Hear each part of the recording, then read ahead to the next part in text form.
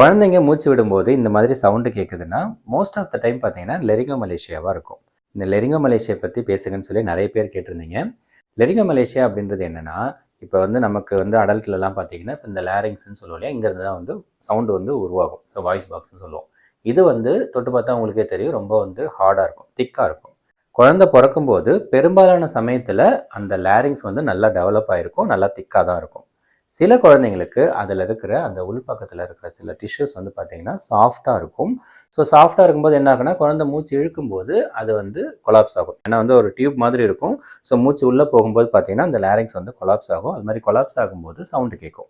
இது வந்து பார்த்தீங்கன்னா குழந்தைங்களுக்கு சவுண்டு கேட்குது, ஆனால் பால் நல்லா குடிச்சிக்கிறாங்க, வெயிட் கெயின் நல்லா இருக்குது அப்படின்னா மோஸ்ட்லி வந்து மைல்டு கேட்டகரியாக இருக்கும். அந்த மாதிரி சமயத்தில் வந்து பார்த்தீங்கன்னா குழந்தை வளர வளர அந்த லேரிங்ஸோட அந்த டிஷ்யூ வந்து பார்த்தீங்கன்னா அது திக்காயிட்டு ஒரு 6 மாதம் இல்லை ஒரு வயசு ஆகும்போது கம்ப்ளீட்டாக அது சரியாக போயிடும்.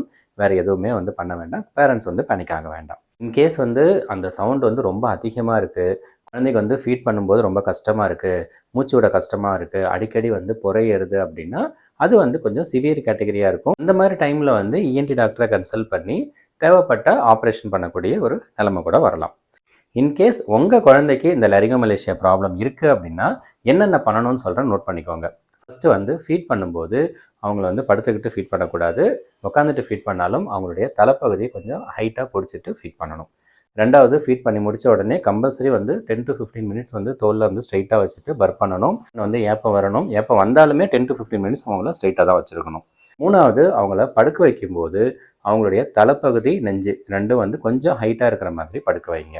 நாலாவது, குழந்தைய வந்து ரெகுலராக செக்கப் கூட்டு போங்க.